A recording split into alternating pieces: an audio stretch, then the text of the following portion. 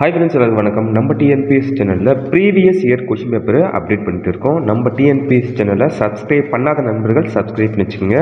கண்டிப்பாக உங்களுக்கு பயனுள்ளதாக இருக்கும். ஓகே ஃப்ரெண்ட்ஸ், வாங்க நம்ம வீடியோக்குள்ளே போகலாம். திராவிட மகாஜன சபையை நிறுவியவர் யார்? சரியான விடை அயோத்திதாசர் பண்டிதர். ஆப்ஷன் பி சரியான விடை. வள்ளலார் என பலராலும் அழைக்கப்பட்டவர் யார்? சரியான விடை ராமலிங்க அடிகள். Option C. ஊட்டச்சத்து குறைபாட்டின் முக்கிய அறிகுறி இரத்த சோகை. ஆப்ஷன் ஏ சரியான விடை. தமிழ்நாடு அரசால் சிறப்பாக செயல்படும் நூலகர்களை பெருமைப்படுத்துவதற்காக டேஸ் விருது வழங்கப்படுகிறது. ஆப்ஷன் ஏ சரியான விடை டாக்டர் எஸ்.ஆர். ரங்கநாதன் விருது. உள்ளாட்சி அமைப்புகளின் தந்தை என அழைக்கப்படுபவர் யார்? உள்ளாட்சி அமைப்புகளின் தந்தை. சரியான விடை ரிப்பன் பிரபு. Option C. இந்தியாவில் உள்நாட்டு நீர்வழி போக்குவரத்து ஆணையம் எந்த ஆண்டு தொடங்கப்பட்டது? 1986. ஆப்ஷன் பி சரியான விடை. இந்தியாவில் எந்த பகுதியில் அல்பைன் காடுகள் பெருமளவில் இருக்கின்றன? சரியான விடை கிழக்கு இமயமலை. ஆப்ஷன் சி சரியான விடை. தமிழகத்தில் சமூக நீதி நாள் அனுசரிக்கப்படும் தினம் செப்டம்பர் 17. தமிழகத்தில் சமூக நீதி நாள் அனுசரிக்கப்படும் தினம் செப்டம்பர் 17. Option C. இவற்றுள் எது வட சிக்கிம் மாநிலத்தில் உள்ள டிசோங்கு என்னுமிடத்தில் டிசம்பர் 2021 மாதத்தில் கண்டறியப்பட்ட பட்டாம்பூச்சி இனம்? சரியான விடை சாக்லேட் ஓரா இயற்கை பட்டாம்பூச்சி. அடுத்த பட்டியல் பழங்குடியின மக்கள் அதிக சதவீதத்தில் காணப்படும் மாநிலம் யூனியன் பிரதேசம் எது?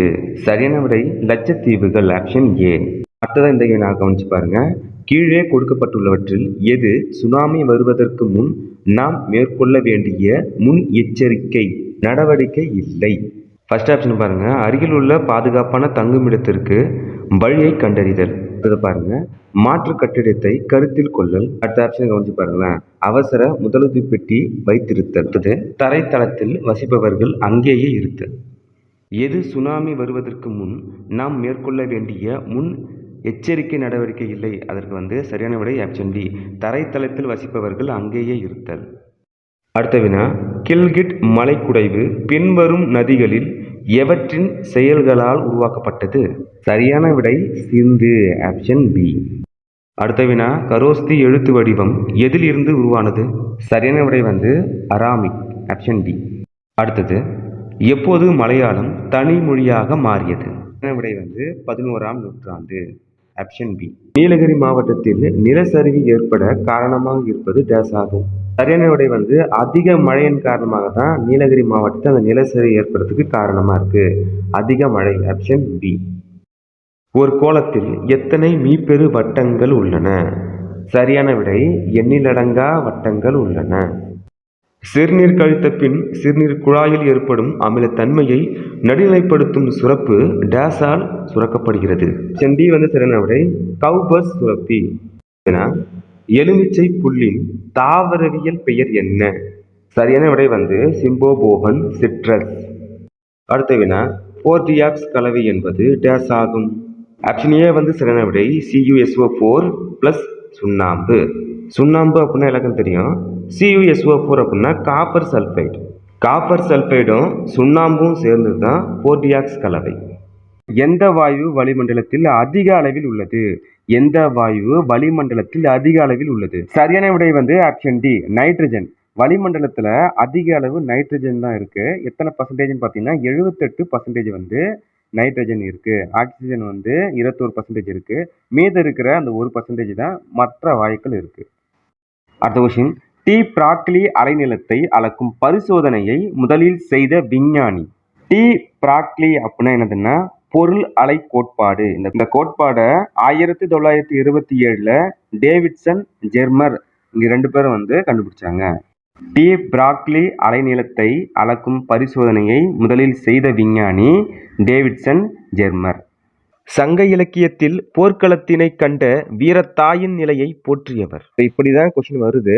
ஸோ யாராருக்கும் கொஞ்சம் யோசிச்சு பாருங்களேன். சரியான விடை ஒக்கூர் மாசாத்தியார். Option B. ஒக்கூர் மாசாத்தியார் அப்படின்னா யாருன்னு பார்த்தீங்கன்னா சங்ககால பெண்பார் புலவர். மாசாத்தியார் அவர்கள் வந்து பாண்டிய நாட்டை சேர்ந்தவங்க. அதாவது சிவகங்கை மாவட்டம் இருக்கு இல்லையா? அங்க ஒக்கூர் என்னும் இடத்தில் பிறந்தவங்க. அதனால தான் இவங்க பேர் வந்து ஒக்கூர் மாசாத்தியார். தமிழ் இலக்கியங்கள்ல இருக்கிற 8 தொகை நூல்கள்ல புறநானூற்றுல பாடல்கள்லாம் பாடியிருக்காங்க. மாசாத்தியார் அவர்கள பெருமைப்படுத்தும் வகையில 1989ல ஒரு மணி மண்டபம், அதாவது ஒரு கல்தூண் மாரி நிறுத்தியிருக்காங்க. அது எங்கன்னு பார்த்தீங்கன்னா, சிவகங்கை மாவட்டத்துல ஒக்கூர் என்னும் இடத்துல அமைச்சிருக்காங்க. சங்க இலக்கியத்தில் போர்க்களத்தினைக் கண்ட வீரத்தாயின் நிலையைப் போற்றியவர் ஒக்கூர் மாசாத்தியார். ஆப்ஷன் பி வந்து சரியான விடை. இந்த வினாவை கவனிச்சு பாருங்களேன். பாஞ்சாலங்குறிச்சி கோட்டையின் மீது தாக்குதல் தொடுத்தவர் டேஸ் ஆவார். பாஞ்சாலங்குறிச்சி இந்த கோட்டை பார்த்தீங்கன்னா எங்க இருக்கு? நம்ப தூத்துக்குடி மாவட்டத்துல இருக்கு. அது யார் ஆட்சி கீழ இருந்தது அந்த காலத்துலன்னு பார்த்தீங்கன்னா, அதாவது 18ஆம் நூற்றாண்டுல அந்த கோட்டை யார் காலத்துல இருந்தது? யார் கட்டியதுன்னு பார்த்தீங்கன்னா, நம்ம வீரபாண்டிய கட்டபொம்மன் அவர்கள் தான் அந்த கோட்டைய வந்து கட்டுனது. அந்த காலகட்டத்துல பிரிட்டிஷ்காரங்க வந்து நம்ம நாட்ட வந்து ஆட்சி செய்ய ஆரம்பிக்கும் பொழுது, நம்ப கோட்டைய வந்து அவங்க கைப்பற்ற நினைச்சாங்க. 1899ஆம் ஆண்டு பாஞ்சாலங்குறிச்சி கோட்டைய மீது தாக்குதல் ஏற்படுத்துனாங்க. யார் ஏற்படுத்துனதுன்னு பார்த்தீங்கன்னா, மேஜர் பேனர்மேன். ஆப்ஷன் பி வந்து சரியான விடை. பஞ்சாபி வந்தே மாதரம் என்ற இதழ்களையும், மக்கள் என்ற ஆங்கில வார இதழையும் நிறுவியவரும், அதன் பதிப்பாசிரியராகவும் இருந்தவர் யார்? சரியான விடை லாலா லஜபதி ராய். ஆப்ஷன் ஏ வந்து சரியான விடை. அடுத்த வினா, காந்தியடிகள் தென்னாப்பிரிக்காவில் தனது வழக்குரைஞர் தொழில் துவங்க உதவிய வியாபார நிறுவனம் எது? சரியான விடை வந்து தாதா அப்துல்லா நிறுவனம். அடுத்த வினா, 1887ஆம் ஆண்டு புரட்சி நாகரிகத்திற்கும் அநாகரிகத்திற்கும் இடையேயான மோதல் என்ற கருத்தை கூறியவர் யார்? சரியான விடை வந்து டி.ஆர். ஹோம்ஸ். வினா, 1917இல் இந்திய தேசிய காங்கிரசின் தலைவராக அன்னி பெசன்ட் தேர்ந்தெடுக்கப்பட்டார். அவர் டேஸ் கூட்டத்திற்கு தலைமை தாங்கினார்? சரியான விடை வந்து கல்கத்தா.